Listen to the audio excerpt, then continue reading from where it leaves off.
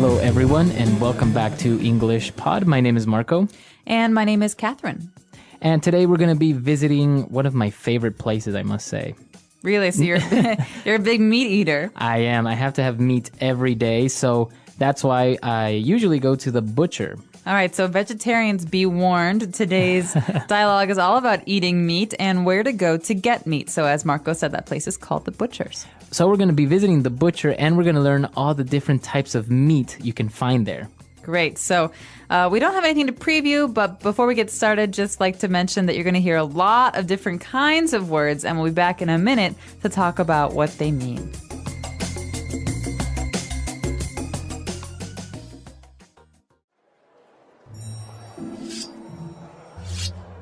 Hi, what can I get for you? I'd like half a pound of ground beef, please. Good choice. Our ground beef is extra lean, if you know what I mean. Could I also have half a dozen pork chops and 2 pounds of boneless chicken breast? No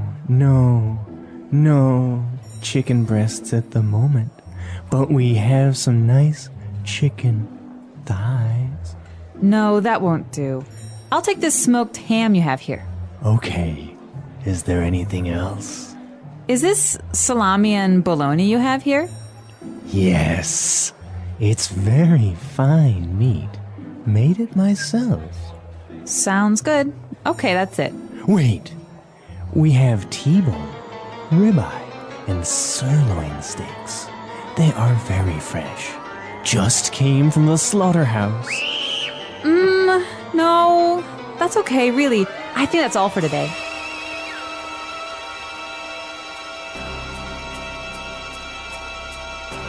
Okay, that'll be $34.50.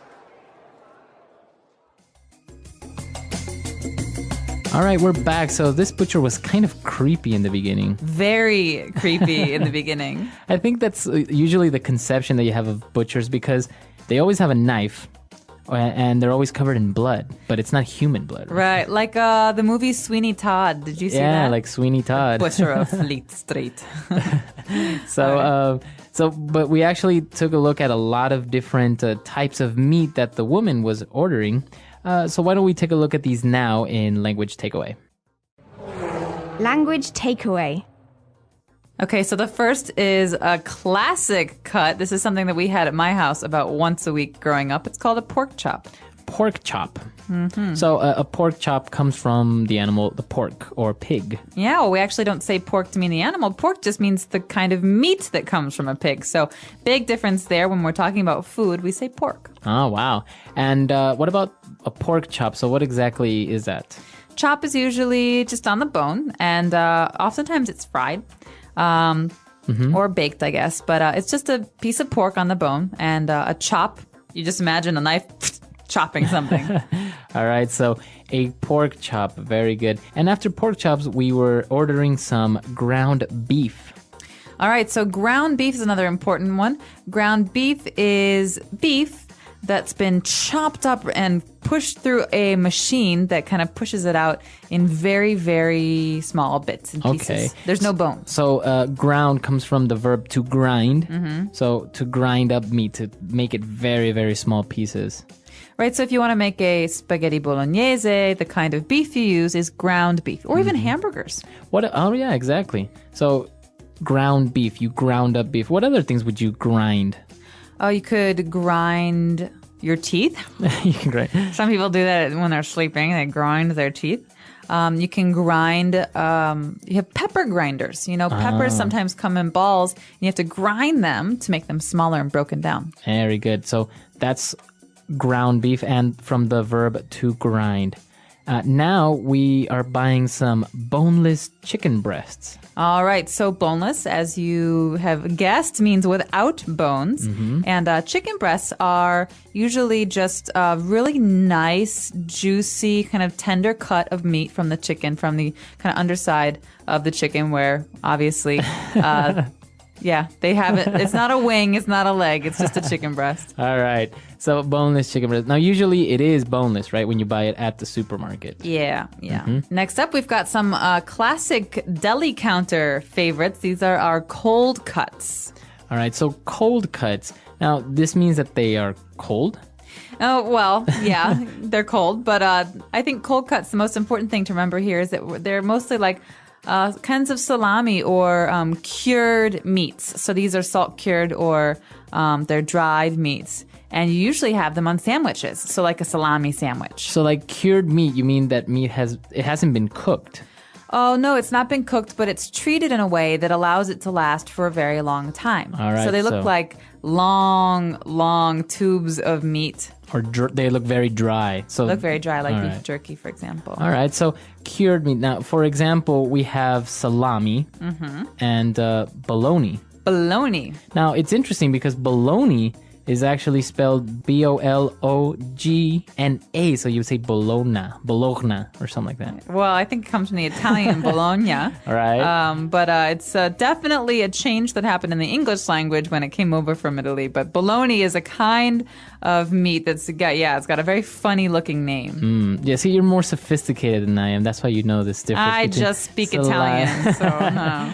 All right, so you have salami, bologna, and Pastrami. What about ham? Is that considered a cold cut? You can have ham in the cold cut section because ham sometimes comes in tubes that you slice. But ham is also just a normal kind of pork. But ham is cured, Like a smoked ham. Exactly. All or right. smoked turkey, one of my favorites. Very good. And now moving on from the cold cuts, we're going to concentrate on steaks. Ooh, steaks. So there are 1,000 kinds of steaks in this world, and every city seems to have its own kind. But here we're only looking at 3, the first of which is the T-bone. All right, the T-bone steak, I think, is one of the most popular ones. Definitely. It's a steak that's pretty big, right? Yeah, well, yeah, it can be. And it has a bone inside that looks like a T. All right. So you're saying, Marco, that the T-bone is named after the shape and the look of this steak. Yeah, T-bone steak.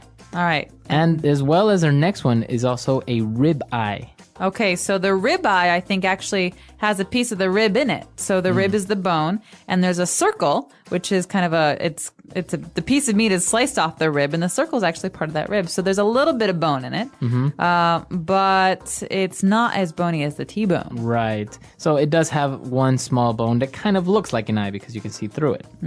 And our next steak has no bone and is the most tender and the best steak you can have, sirloin steak. So I think the sirloin is definitely the most expensive if you're in a restaurant. Definitely the most tender, I think, of all those delicious. kind of cuts. And usually you can have like a big sirloin steak, like a half a kilo, like a 400-gram sirloin steak. I had a friend who ate a full kilo Really? sirloin steak. Yeah. Wow. Is it a competition or? No, there's a kind of steak called la bistecca alla fiorentina in Italy. It's the Florentine beef steak, and it can be about a kilo of meat. Wow. Yeah. I bet you can't even move after that. No, you fall asleep with your head in your soup on the table. All right, so that's all the meat-related words that we have for you today. So why don't we move on now to Fluency Builder, where we're going to take a look at some of the phrases in this dialogue. Fluency Builder. We're going to look at the phrases, if you know what I mean. If you know what I mean. Now, I love this phrase, if you know what I mean. I do know what you mean. Well, it's I weird. like it too. So you can use it for sarcasm, Yeah. right? Or you can use it to kind of insinuate something, right? Exactly. Yeah. So here's what you're saying. You're saying there's a double meaning in what I want to say. So there's 2 things I could say, and I'm not going to say it outright, but this thing that we can't really say. So, for example, we can say, She likes to go out, if you know what I mean. all right, so you're insinuating that not only does she like to go out, but maybe Maybe she goes out a lot. a lot, or maybe she gets drunk or something like that. Yeah. So it's kind of like a double meaning, but you're trying to be subtle. Yeah, but it's not so subtle because you're actually saying, like, this is not what I mean. Or, she's eating for 2, if you know what I mean. Oh, there we go. So you're insinuating that, well, you're not really insinuating, you're telling me that. She's pregnant. pregnant. Eating for 2 is a common idiom in English that means that a woman, is going to have a baby. So here I'm saying, hey, do you know this idiom? She's eating for 2, if you know what I mean. Right. Wink, wink, wink. Wink, wink. So now, why don't we take a look at some other examples of how we could use if you know what I mean, in different circumstances when you're trying to insinuate something. Example 1. She's eating for two now, if you know what I mean. Example 2. Tim hit a home run today, if you know what I mean. Example 3. Jim and Laura are going their separate ways, if you know what I mean. All right, we're back. So now that that's clear, why don't we move on to our next phrase? So this one is a counting phrase, and for those of you who have heard the word dozen before, it might not be so new. The phrase is half a dozen. Half a dozen. So that means half of 12. 12. So a dozen is 12. And I'm not really sure when this started being used in English, but a dozen is 12. And half a dozen is then 6. Mm-hmm. Now, there's another phrase or another saying that's very common, a dime a dozen. He's a dime a dozen. Mm-hmm. So that means you can get 12 of the same type of guys for 10 cents. Right. So they're easy to find. They're easy to find. Yeah. The dime a dozen. All right, very good. And moving on to our last one. When they were talking, they said something about the meat being lean, extra lean. Okay, lean, this does not mean lean on a door. Right. This is not like resting on something. This is actually a kind of way to describe food. Mm-hmm. And so food is lean if it's not got much fat. It's not fatty. Okay, so if it's lean, it doesn't have much fat. Exactly. So I prefer to eat lean meats. So I often eat birds and poultry. So chicken, I like it pretty lean. And if it's got fat on it, I'll cut the fat off. Oh, okay, like the skin. Mm-hmm. The skin is fat, right? Yeah. All right, so you can have lean beef. It doesn't have much fat around it. Yeah, and in America, actually, on the packages at the supermarket, it often says the percentage of meat that you have. So it's 95% lean or 98% lean. So that means you have 3% fat in there. Exactly. Or 2%. 2%. My math skills are amazing. All right, so now that we've finished with all of these words on Fluency Builder, let's take a look at our dialogue for the last time.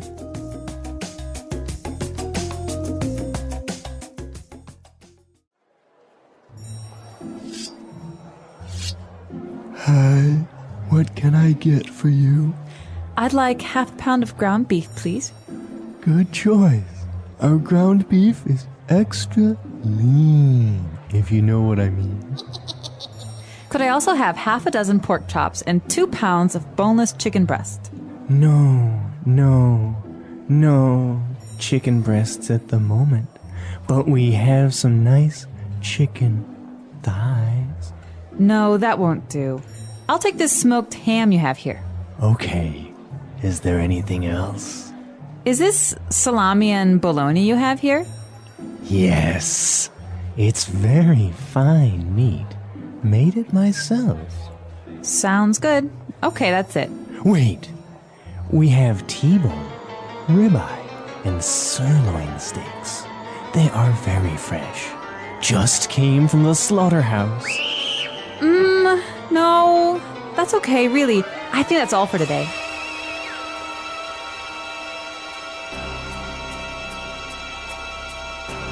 Okay, that'll be $34.50.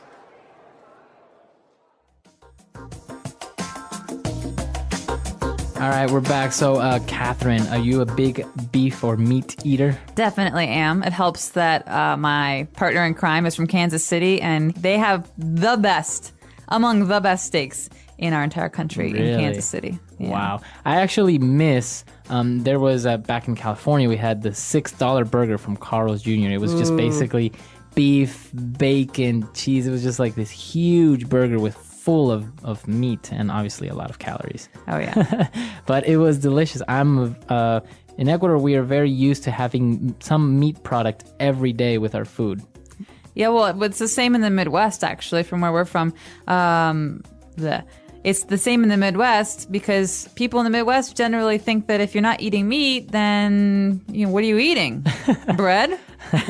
Right. Corn? Yeah. So meat is considered a healthy part of the day, and you definitely eat it with your meals. Yeah, and I'm sure our vegetarian listeners might not appreciate this, but it's just kind of different diets. Some people eat, for example, rice every day. Mm-hmm. So where in other countries you wouldn't really have rice every day. Or, for example, when I was in Chile, I had a lot of potatoes. Really? A lot of potato. Have you ever had an Argentine steak? I hear they have the best beef in the world. They are not only delicious, but they are very inexpensive, and it's amazing. You can have a complete steak buffet for like, I don't know, I can't even remember, but it was just, I sat there for 3 hours and couldn't move and kept eating. Yeah, is it true you can eat it with a spoon? It's so soft? Some of the meat is very, very tender, and not if it's grilled, you can't really do that, but in other preparations, it's almost like that. With a nice butter sauce. And some, herbs. All right, so Making me hungry. I know, you've made me hungry. I think we're going to take off and have some a burger or something right now.